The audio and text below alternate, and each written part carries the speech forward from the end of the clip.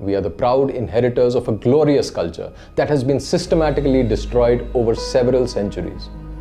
Ultimately, we are a reminder of what may happen to you if you continue to live in denial. So what do Kashmiri Hindus want from fellow Indians? Number 1.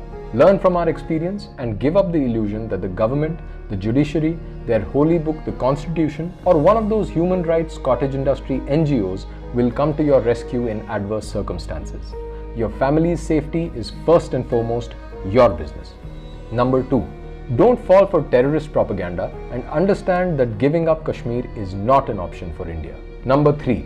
Kashmir is as much yours as it is ours. Now that the Articles 35A and 370 have been made inoperative, it is important that the step is taken to its logical conclusion, which is to alter the demographic composition of the state to neutralize the extremist mindset that has taken hold of the people of the valley. Number 4. Most importantly, help Kashmiri Hindus politically. Don't forget that only the legal status of the state has changed. The conditions that led to the eviction of Kashmiri Hindus remain. Don't expect Kashmiri Hindus to go back to the same conditions to get slaughtered.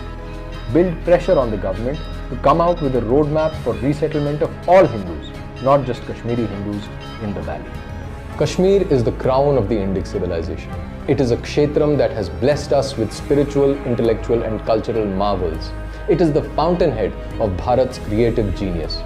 Reclaim Kashmir to reclaim your own self. This is Ashish Dhar for Upward.